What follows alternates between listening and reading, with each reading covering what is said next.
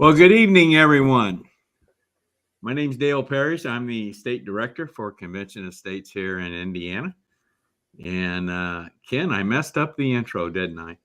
I was waiting for all that fanfare, and it never came. I even practiced this ahead of time. Messed it up. I don't know what I'm going to do. I tell you, that's okay. I'll have to get you some note cards, and we'll have to put a little thing in your ear so we can have have somebody directing you. I don't know what it's going to take. That really frustrates me. A little more practice, Dale. That's all. It's as many years as you've been doing this, everybody makes mistakes. I'll tell you. Speaking of that, I had mentioned to you earlier in the week, or last week was that, I did do a recount on how many broadcasts we have done since starting COS Indiana Live. And I thought we had hit the 100 mark around the first of the year. Well, as it turns out, we have gone beyond that. Actually, tonight, Ken, is our 144th broadcast. That's quite a jump in the number, yeah. So we're going to make it a practice of on each broadcast. We're going to make it a practice of stating what number that is. There you go. Yeah. So I know you've probably been on about 5 or 6 times, right? Since I think the number is actually 17, but who's counting, right?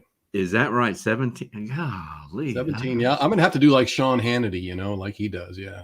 125 broadcasts and still counting. Yep. Mm-hmm. Well, anyway, I guess I probably ought to introduce you. And this, ladies and gentlemen, this is our co-host, Ken Kashuba. Ken is our state communications coordinator for Indiana, Convention of States, Indiana, does a fantastic job. So Ken has been co-hosting our broadcast now. You say this is number 17 tonight? Number 17, yeah. 17, wow. Wow, boy. Okay, great. Well, Ken, I think we need to once again apologize to everyone for our broadcast last Monday, which was intended to be the roundtable broadcast, which is every fourth Monday. And we had a technical problem, didn't we? It was a gremlin, yeah. Yes, it was. Those technology gremlins that you never know when they're going to strike. That's right. So it got to us, and so we had to cancel that broadcast. And if you were a viewer that evening, you saw Ken come on and announce that we had to cancel the broadcast. So we hated to do that. Obviously, we tried everything we could to get it straightened out, but just couldn't find the answer in time. So that just means the next one will be bigger and better, Dale. You think so? Okay. Yeah. That's what we're striving for. There you go. We'll say that for sure. Yes. That's right. And the next one, as a matter of fact, will be on April 25th, which is always the fourth Monday of every month. So probably be some of what we intended to broadcast or offer up last Monday, but probably will be some different things as well. So anyway, be sure and tune in on April 25th for our next roundtable discussion. Now, I also want to mention that something else that Ken does during our broadcast is to monitor any viewer comments or questions. So if we get any comments or questions, Ken will interrupt and bring that to our attention. So I do want to mention tonight, let's don't forget to make sure everyone's aware of this. South Carolina became the 19th state That's right. to pass a resolution calling for a convention of states. That's really great. Good news out. Yeah, that's great. And of course, you folks know Indiana is what we consider a past state. Indiana has passed the resolution, and Indiana was the 6th state to pass a resolution, which was in 2016. So I tell You're you, starting to sound old. yeah, this has been a banner year. I think we were at 15 states as far back as 2019. So it wasn't until this year that we got number 16, 17, 18, and 19. Yep. And 16 being Wisconsin, 17 being Nebraska, 18 being West Virginia, and number 19 now is South Carolina. I hear it said, Ken, 22 and 22.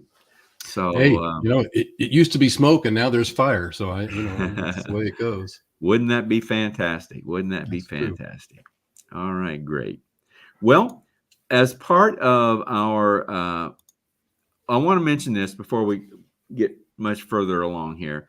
Uh, Anything that happens on our broadcast this evening, if you as a viewer have any questions or afterthoughts about anything, feel free to email us at raiseyourvoicecos@gmail.com. That's raiseyourvoicecos@gmail.com. That's how you can get a hold of us via email. Now, this feature is not available on this broadcast, but will be on the Roundtable broadcast. And on the Roundtable broadcast, we're going to be accepting viewer call-in.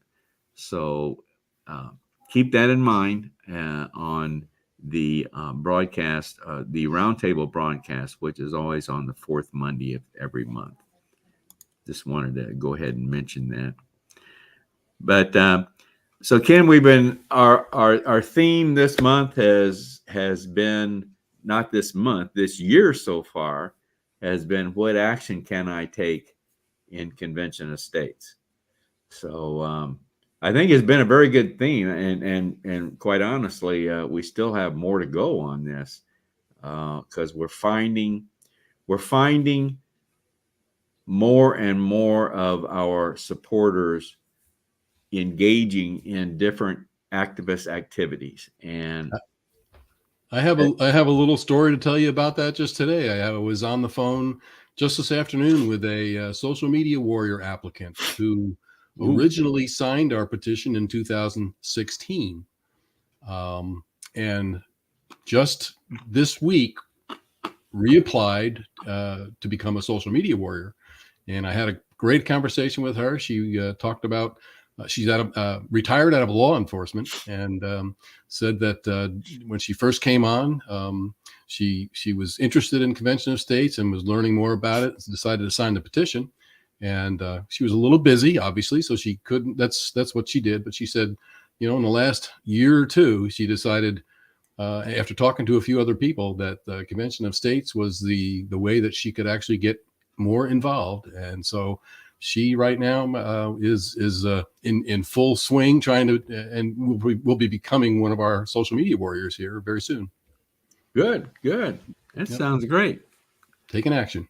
Believe me, we need social media warriors. So I got an interesting letter from a gentleman that is very supportive of our movement, loves what we're trying to do, but he's a little taken back by the terminology activist.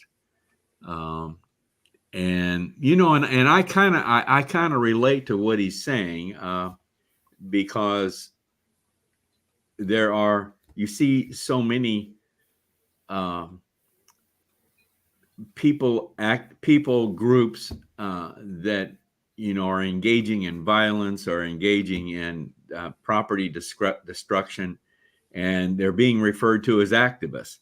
So his point was the connotation associated with the term activist, which we are in Convention of States. We are promoting activism, obviously not violence or anything of that nature.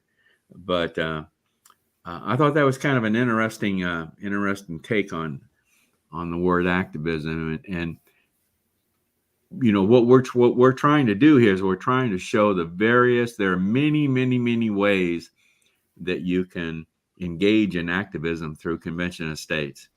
No, that's true. I think it gives it can be given a negative or a positive affiliation, and I think a lot of times the media will portray what they seem as activism the way they want to, and so I think people can get the wrong idea. Yeah, certainly can. Well, let's talk a little bit about what we're going to do tonight. We're going to talk about in our first segment. We're going to be talking about our Indiana state constitution. We of course we are very much engaged in Article 5 of the United States Constitution, and obviously support the United States Constitution. But we seldom take time to look at the Indiana state constitution. So tonight, we have one of our super district captains. She asked me not to say that, but I'm going to say it anyway because she is. We're going to have one of our super district captains, Jill Jones, come on and talk to us about the Indiana state constitution. This is something that she likes to promote and has little handouts that she gives out at meetings and so forth about the Indiana state constitution. And then Ken and I, we both have learned some interesting tidbits about this in talking with her and preparing for this tonight. So we'll talk about Indiana Constitution. Then we're going to have take a break, and we're going to have another one of John Ackerman's John's Journal contributions. I think you're going to find this one very, very interesting tonight.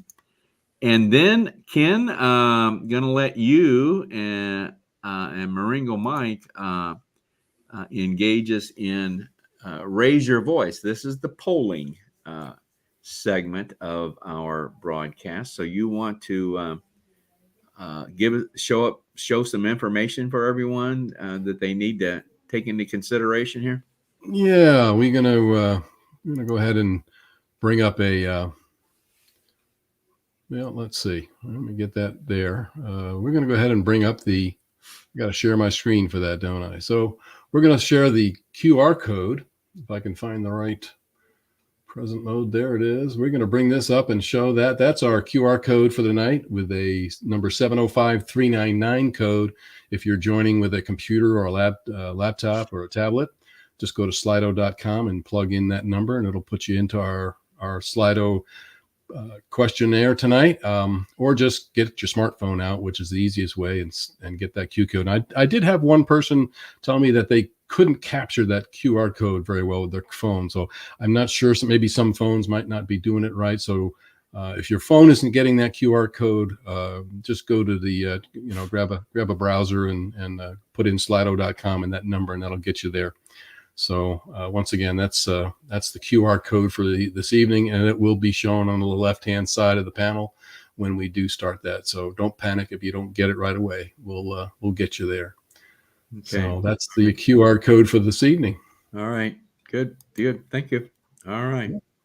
Well, once again, as I mentioned earlier, our theme is what action can I take in convention of states? So we're going to talk tonight about the Indiana State Constitution, and I would like to then bring on our guest this evening, and this is District Captain Jill Jones. So let's bring Jill on. Hi, Jill. Good evening, gentlemen. Hello, Jill. She said gentlemen, Ken. Is she referring to both of us, you think? Or no, I think that was plural. I believe so. Yeah. I mean, it was plural. Okay. Yeah, All right. yeah. All right. Okay. It's definitely plural, gentlemen. So I appreciate you guys having me on, and I appreciate all the work that you guys put into these live broadcasts. You guys do a great job. So well, thank you. Thank you. Time with you guys. All right. Well, like I said, Jill, we're going to talk about the Indiana State Constitution, and let's start it off with. I'll let you just get started, and we'll interrupt you and do whatever we can, ask questions and so forth. So take it away, Jill. Sounds great. Well, thank you guys. As far as our constitutions go, I think it's important that we go back to some sources just to be able to reference. And one of them that I want to mention is Ballotpedia, ballotpedia.com. That's what I'm trying to familiarize myself with, so that if I need to look up Indiana's, I can go there. I can also look up any of the 50 constitutions plus our United States Constitution. So, and I regret not really probably being able to answer a quiz if someone had asked me maybe 5 months ago, how many constitutions do we have? I might have stumbled. I might have said, I probably would have said one, but indeed we have 51 constitutions. And so it's a beautiful thing that as the people, we can access all 50 state constitutions. And again, Ballotpedia can help us get there. It can, if we have a specific subject matter, we can put that in there and see how a lot of the constitutions have a lot of the same language. And so one of the important things that I think I'm learning this, and a lot of people don't realize, is that in our United States Constitution, Article 4, in Section 2, it does talk about the citizens of each state shall be entitled to all privileges and immunities of the citizens in the several states. So that means we can have access to all 50 state constitutions. We aren't just limited to Indiana's. So that's super important. And I think our founding fathers knew that we would need to have the access to all of them, because we are the people, we've created them. And really our state constitutions were created before our federal constitution. And I find that so interesting that we could actually access other state constitutions. I just find that so interesting. I wonder how many times that has actually been done. I don't know if there's any way to find that out, but that well, I can tell you. Yeah, I can tell you that the people across the nation actually are really trying to familiarize themselves with our 50 state constitutions, and they're being utilized very heavily, actually, in just the educational sphere and network that I've been working in. So that's been helping me just get educated more on the constitutions. And I will say that there's a groundswelling of folks wanting to learn more, because we feel that we've been disenfranchised in our educational system. We've not been taught these basic fundamental principles, and it's been really to our detriment. That's why I believe our country is where it's at today. But we have hope because God has given us a brain to use, and we can all learn this. And I like bringing things down to a third grader level or a fifth grader level. Are you smarter than a fifth grader? And so that's really, because I love children, I love older people, and I want to be at their level, and I want to be able to educate on that level too. So, all right. I was going to say, I find it very interesting that now I didn't school. My early childhood school years were not here in Indiana, but I find it very interesting that none of that is ever. I mean, it was never discussed in school when I was in school. The state constitution. So I find it something that's just totally missing from our school education system. And it's not just recent. It goes back to when I was in school. So I just don't recall it. I find that kind of interesting that that's not covered at all. Yeah. Well, let's get into then, Jill, let's get into the Indiana Constitution. So when did this all start for Indiana? Yeah, so Indiana, the Constitution of Indiana was adopted in 1816. So it was originally written and adopted in 1816. It's been amended 24 times since 1970. And something interesting that when we go out on Ballotpedia, we can do a little research if we are curious about other state constitutions. So for example, Colorado Constitution has been amended 166 times. So that just gives you an idea of the people in each state and how they have felt that they needed to amend their constitution for one reason or another. But it's important that we know that 1816, it seems very archaic to us, but this was our founding fathers and our, the adoption of it, and it's very probably pertinent to today. I look at it like God's word. It's old. It's been written many, many years ago, but it's very pertinent to today. And I think sometimes we regress from, the foundational principles. And so it's important we go back to those. So I don't think that we want to lose sight of that.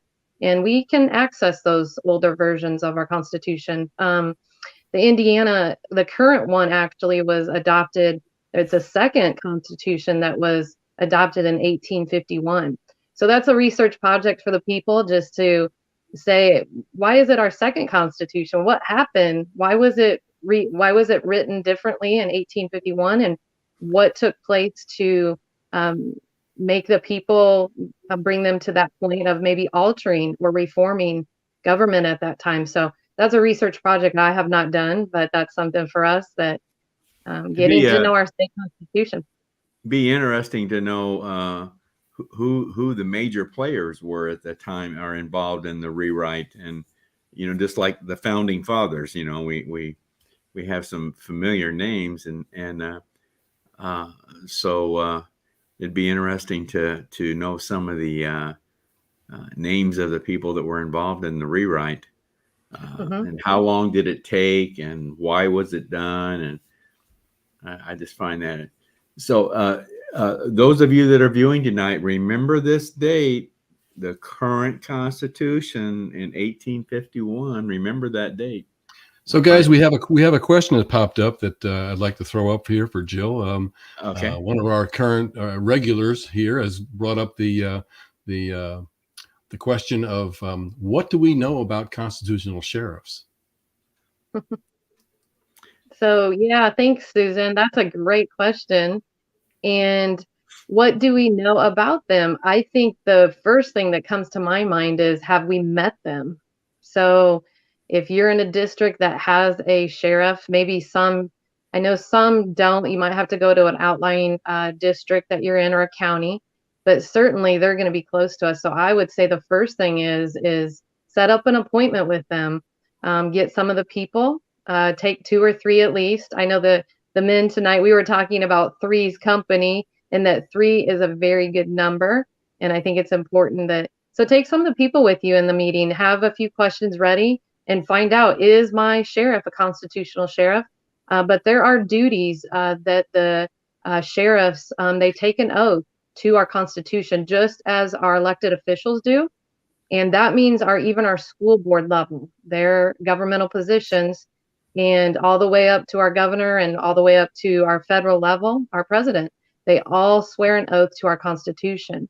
And so that's why I think it's really important that we begin or continue to educate ourselves on that Constitution and understand what the duties are. And Susan, if you're curious, I do have a notice. It's actual notice to our sheriffs that we have sent to several counties, actually, with a team of people that I've been working with. And it's really just helping them to understand what their duties are. And they took an oath to that. And so it's a beautiful thing. We hope that they are educating themselves more, because they're just like us, probably. They're not very familiar with our state constitution. So good question. I have actually met with my sheriff just really this year, and had a sit-down meeting with him and some of the people.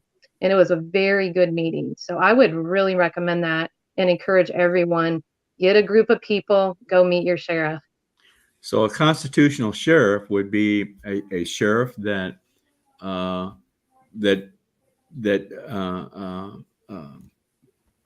performs his duties according to the Constitution, is basically what it is, right?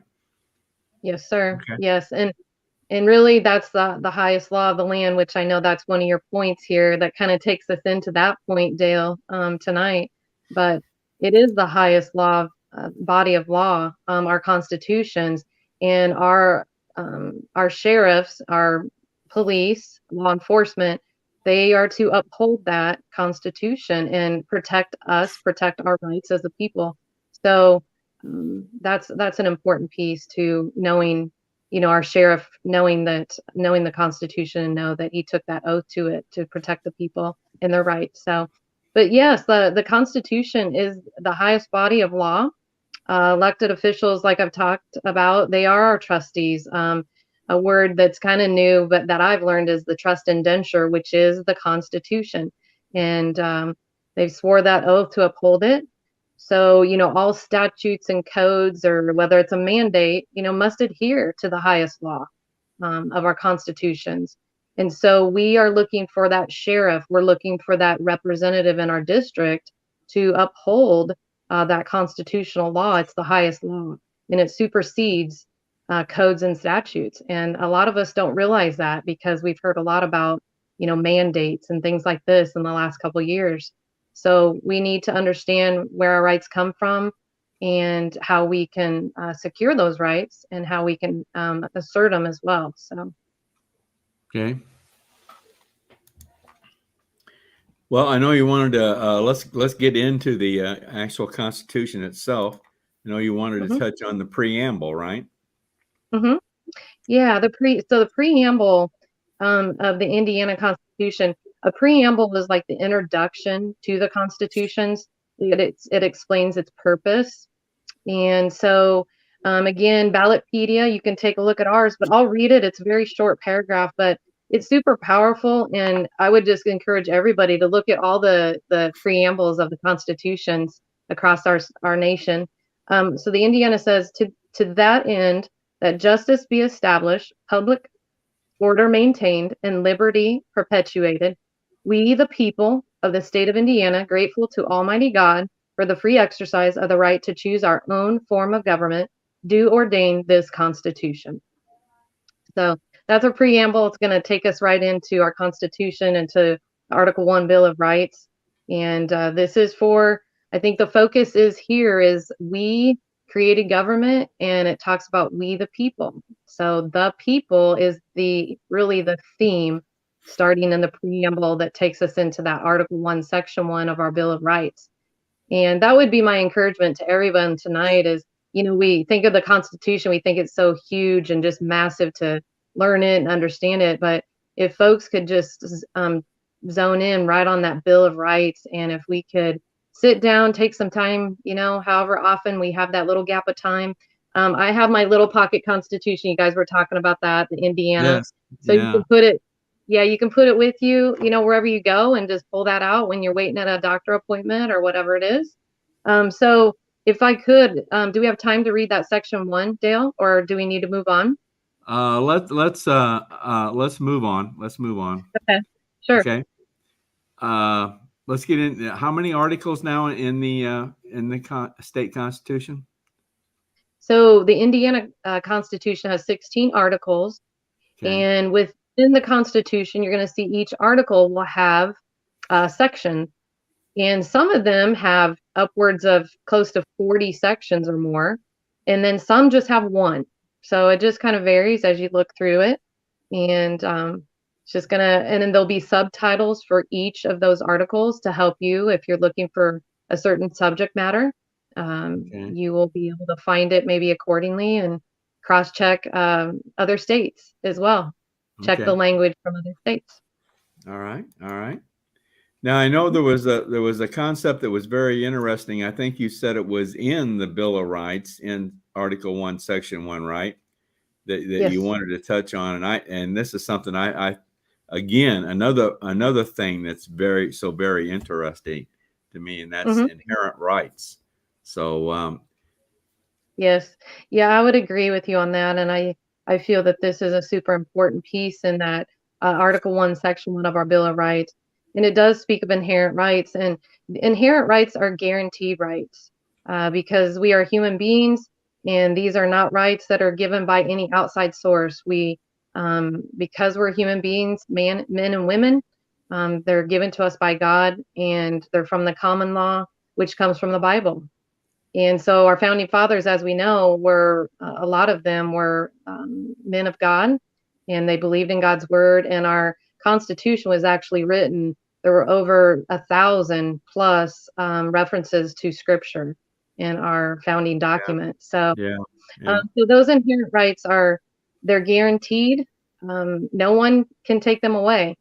And I don't know about you gentlemen, but I think in the last couple of years we have felt that our rights have been stripped from us. And so again, it's important to understand those rights. And in there it talks about having that this Bill of Rights is for us to institute it for our peace, our safety, and our well-being, and for life, liberty, and the pursuit of happiness. There's some powerful words in there, and it's really powerful. And so our state constitutions, honestly, are more powerful than our federal constitution, because again, it's the people created that. We created the federal government, but the states were here first. The 13 colonies, and then from there we branched out. So those inherent rights, yep, learn them, understand where they come from, and start utilizing them if you haven't, and exercising them in a peaceful manner. And if we don't, we will lose them if we don't. So. Okay. Well, as you know, Jill, we are very centered in Convention of the States. We are very centered on Article 5 of the Constitution, which describes how the Constitution can be amended. Now, is there an Article 5-like article in the state constitution, Indiana state constitution? So it's going to be similar, but not exact in that. Right. But it's interesting that we can find definitely an amending process for our Indiana Constitution. So it's in Article 16, and it speaks about amending our Constitution, and that the General Assembly has the ability to amend. And each state has a different, they have different, I guess, rules, so to speak, on how they can amend and what that process looks like. So that is different state to state. And so, yes, you're going to find, and it's a research project for the people, how does the correlation of the United States Constitution, Article 5, correlate to amendments and how we amend within the state? What does that look like? And so, and it's going to be different, because when you do read Article 5, it talks about the Congress. And when you read the state constitutions, the emphasis is on the people. And that's what I'm going to share there. And I'll not go any further, because I could talk more and more about that. But that, again, is a research project. And so, but definitely, yep. So go ahead. I'm sorry. I'm sorry. I know we need to wrap it up here. We're a little bit over time. But Jill, we ought to have you back again, and maybe just do a whole discussion on just inherent rights, or do a whole discussion on the Bill of Rights that we didn't give you a chance to go into very much tonight. But I think these are topics that we could spend a whole broadcast on, because I think they're very interesting. But I know you wanted to wrap things up by encouraging people to get to know your state constitution, right? Yes, sir. I think that would be my encouragement for sure. And I know that I've shared this before with you gentlemen, when we were on before, that Convention of States really ignited my love for the Constitution, because before that point, before January 2021, I was not fulfilling my duty as a self-governing citizen of our state. And so Convention of States helped springboard that for me. So I would say, yeah, get to know that state constitution,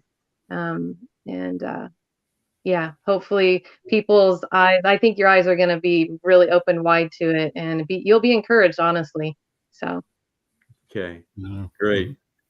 Ken, we got any questions or comments or anything? Well, we had a couple of comments. Diane Jones said that she'd be interested in have a copy of that also, Jill. I'm not sure whether she was referencing what part of your talk tonight she was referencing as far as that's concerned, but she'd like to have a copy of that. So I'm not sure whether you were talking about the actual the little pocket one you carried, or whether it was another reference to do. But Diane had mentioned that, and Jerry Rowe has been posting all along some different links. I'll put this one up real quick. This is just he's referencing that you can also find the Indiana State Constitution in Wikipedia.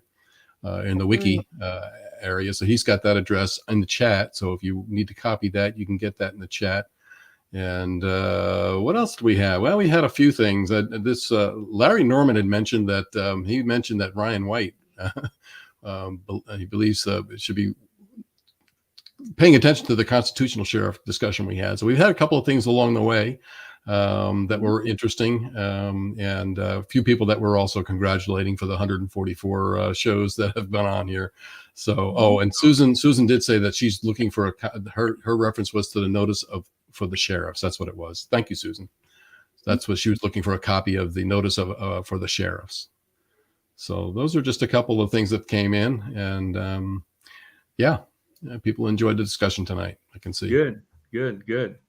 Well, folks, if you enjoyed this, then you definitely want to tune in to our roundtable discussion on April 25th. So I think this might be a topic that we want to talk about, Ken, on the roundtable. I believe so.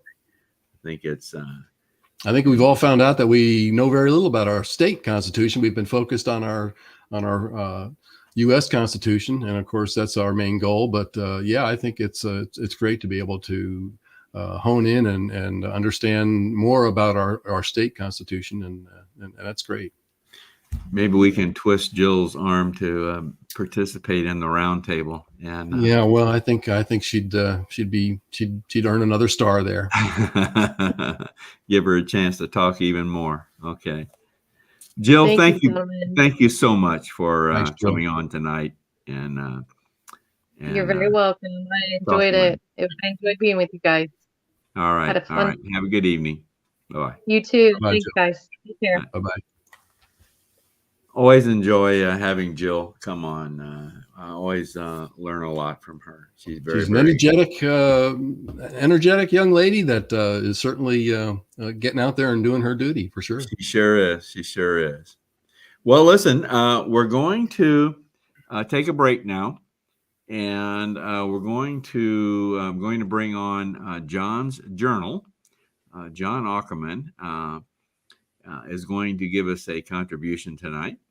And the title of this contribution, Ken, is "Stupid Should Hurt." So I'm going to have to pay attention to this one. Yeah. I think you're going to find this one interesting. So let's take a break here and let John Ackerman talk to us. Okay. Sounds good.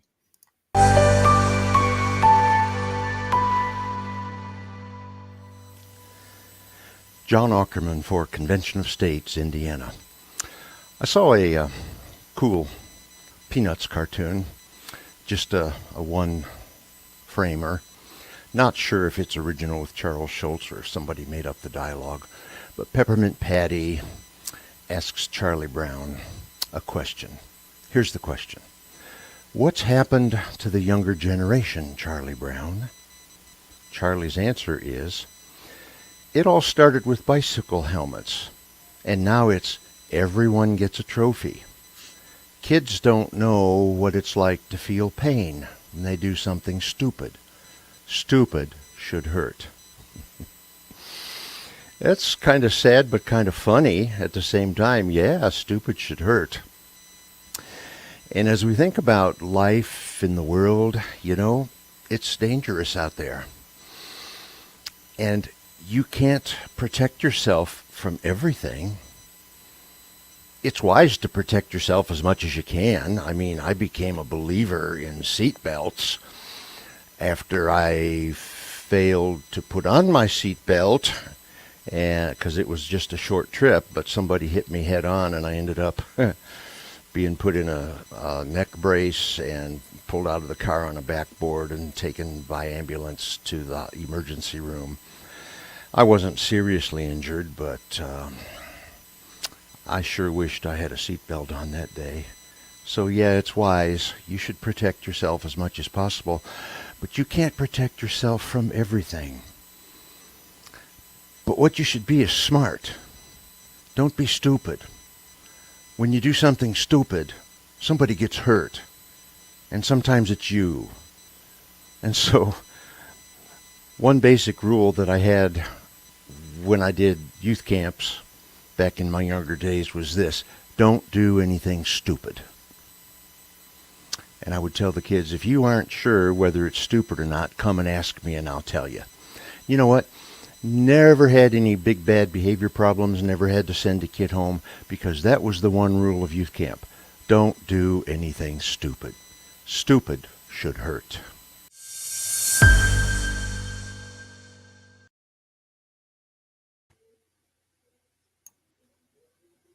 Well, Ken, did you listen closely to that? I did, and I didn't grow up wearing a helmet when I rode my bike, and I certainly did a few things stupid back then. I did a compound fracture on my left arm. Really? While riding a bike when I was about 8 or 9. So yeah, I did some stupid things, and I think I learned from them too. So Unfortunately, I think we've all done some stupid things in our time, but I think it's a pretty good message. Stupid should hurt.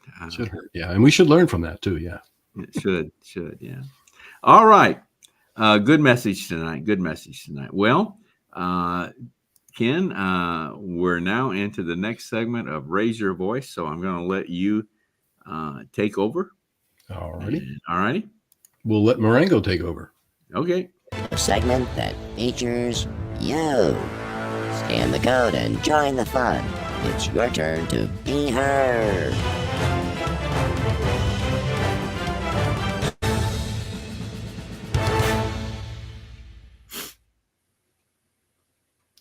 Well, tonight's Slido is going to be a little bit different. We're actually going to start off tonight with a one-question quiz. So we hope you were paying attention during the early portion of our show here, where we talked about the Indiana Constitution.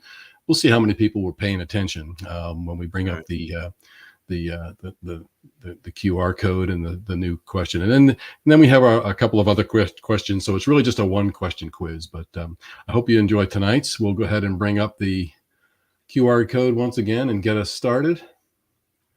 And that should be coming up right about now. There's our join at slido.com, SLIDO.com, number 705-399. We'll get you into it. And of course, if you hadn't taken that picture earlier of the QR code, you can go ahead and grab that now with your smartphone, and you'll be all ready to go when we bring up our quiz for the night and get you started right there. So that will also stay on the side. And let's see, we're joining the quiz. We got a few people joining the quiz already. And see if we get a few more here before we bring that up. We'll go ahead and start that quiz. I think it's, there's a few more people joining on right now. We'll go ahead and get the quiz ready. And go ahead and show that for you now. So let's start with, well, let's see. We jumped into two. How do we get there? That's one of those gremlins that jumped in tonight. Let's go ahead and go back to the quiz. Here we go. When was the current Indiana Constitution adopted? Well, we got a 30-second timer on that, 30-second timer to see where we end up. So hopefully you were paying attention. Yep. Hopefully I know the answer. I know the answer to this. Well, you should, Dale. I think we reviewed it, but we're down to 12 seconds. So let's see how many people were paying attention during Jill's little talk. And we'll grade it from there. We won't grade on a curve either. So. Okay. Well, let's see. 50-50. So we had an 1859 and an 1851. Well, obviously the 1859 was not a right not a right answer at all. The 1816 number was not even in there. That was when it was originally written. So the correct answer was 1851. That's right. So that's our quiz for the night. I hope you had a little fun with the quiz rather than the regular 3 questions that we pop, but we will move on to our next one. And that is, where do you think more funding should be applied? Now, this is talking about our education system. Do you think more funding should go to our pre-K through grade 12, our community colleges, or universities and full colleges? People were jumping right on with the K through 12. Right on that one, didn't they? Well, yeah, I think they want to start getting them young. Certainly start teaching some real educational values at those younger ages. I think if we pour much more money into the upper end, who knows? I mean, by then it might be too late. So that's our second question, or our first real question. Where do you think more funding should be applied? And it looks like 67% say the PK through grade 12, and there's a few people out there talking about community colleges. And that's jumped up to 75% now. So we'll move on to the third. And this one here, we're hoping it will give us a little clue as to what we're doing with some of our programs going forward. And that is, what social media apps do you regularly visit? Well, this is an open text, so you can just put in more than one social media apps that you regularly visit. We're kind of trying to get a feel for where people are going for their social media information and discussions. So you can put in your text there, and we'll certainly be collecting what information we can on social media apps. And they're starting to pop up a little bit now. We got Facebook, still coming in pretty high. Obviously, we are broadcasting on Facebook and YouTube. Right.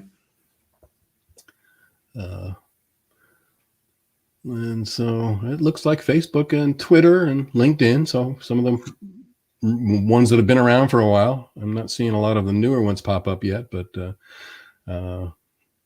seems to be the area. Well, there's a couple of new ones. So MeWe, Twitter, Gab, MeWe, about 6 or more. Yep. So and about 6 or more others, huh? Yeah. So there's a few that are popping up. I think that'll continue to get popular as time goes on here. And some of these, I'm going to be curious to see if the newest one out there by our President Trump that is putting up the Truth app, that'll be coming out shortly as well. So there it is. Till Truth Social is live. So we'll at that, we'll go ahead and shut this down for now, but it is available for the next couple of days if you have more input that you want to put in there. So we appreciate everybody participating tonight. And that'll be our poll for the evening.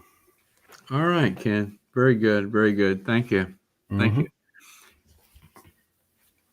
Okay. Well, let's kind of wrap things up here tonight. And I just want to mention also before we sign off tonight that, of course, our national website, if you're not a supporter of Convention Estates as yet, the first step that you need to take to become a supporter is go to our national website, conventionestates.com, and sign up to be a supporter of Convention Estates. That's a very, very important step, first step to take.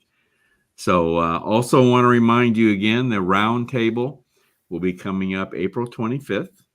And that will be, as always, on the fourth Monday of every month. The entire broadcast is dedicated to a roundtable discussion. So that'll be coming up April 25th. I want to close out this evening with a little message from Maringo Mike. Always enjoy Maringo Mike giving us a little parting thought here, and so I really like this. So let's take a look here at Maringo Mike. We'll be right back.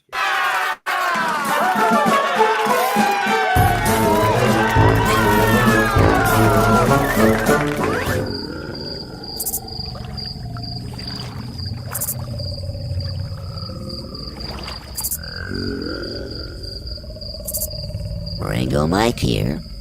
Have you noticed more and more Americans are waking up to how deep the swamp really is? The curtain's been pulled back, and it's become evident there's a lot more work that has to be done. So, who are you gonna call to finish the job? Convention of States!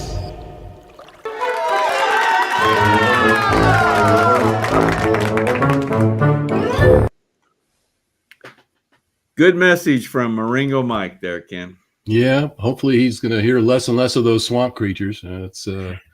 They're pretty noisy during his little trek through the swamp, don't they? I'll tell you, it just seems like every day we find out the swamp is deeper and deeper and deeper, isn't it? And there's more monsters in the swamp than we ever dreamed. you ever dreamed. That's That's true. unbelievable.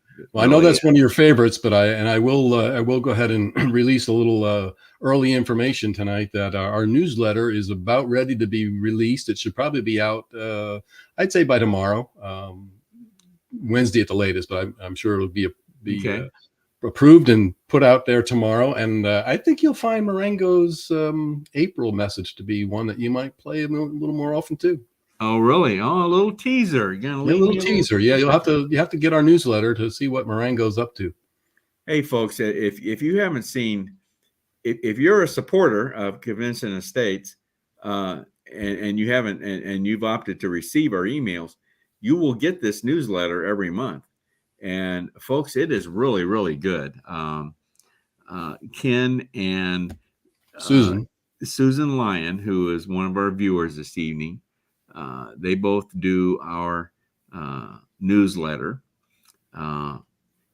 Correct me if I'm wrong here, Ken. I think Susan does most of it, right?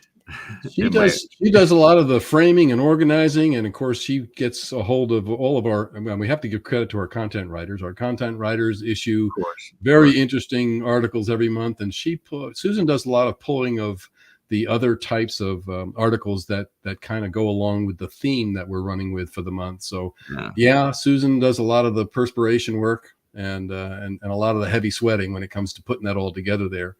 And just between the two of us, we kind of work on the themes and the overall organization. So I know. Susan and they all do a good job. Everybody on the team. It's a team effort. And folks, we're very proud of the newsletter that we produce here every month. Very, very, very professional newsletter. So I would encourage you to be sure to accept our emails so that you can get that. Now, and then also the newsletter will be posted on Facebook, on our Facebook page, Convention Estates, Indiana. So, and we posted on our web page on our national website, conventionestates.com. So there's various sources where you can access the newsletter. So very, very good. Well, with that, anything else, Ken? I'll show you this one. Jerry Rose says good show tonight. So we'll pat you on the back there. Yeah. Even though I messed up the introduction, huh? Yeah, he's still giving you thumbs up. So maybe you need to send that that $20 to Jerry. I'll tell you that's gonna bother me for a few days here that I messed that up. Well, stupid should hurt, Dale. Okay, very good one, Ken. That's I have to agree with him on that one. Well, as long as we learn from it, that's the main thing, Dale. Well, you would think by now, after 144 of these, that I would have learned something. It's just a button, Dale. It's just a button. I know. It gets confusing, obviously. Okay, with that said, everyone have a good evening. Look forward to give you just a little hint. If everything goes right, our next broadcast next Monday evening, the 18th, we're going to have one of our podcasters here in Indiana on. As a matter of fact, I've got a couple podcasters lined up to come in and talk to us. These are Convention Estates supporters that also do a podcast here in Indiana, and I wanted to seek them out and have them come on and talk to us about what they do on their podcast. Because see, that's a form of activism. That's being an activist. That's another way of being an activist. And so we want to feature these people. So if everything goes right, next Monday evening's broadcast, we're going to have one of our podcasters on. So I'm looking forward to that. Dale, before you do finally sign off, I know we haven't mentioned this, and a lot of people, being that this is a basketball state, I need to pin you down. Is it North Carolina or Kansas tonight? I you haven't been paying attention. I know.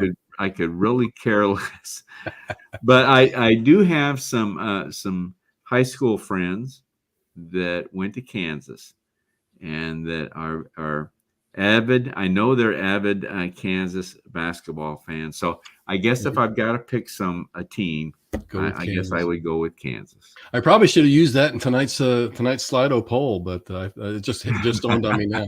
Yeah, you got that might have been a good one, but just thought I'd no, throw that in. I'm strictly football.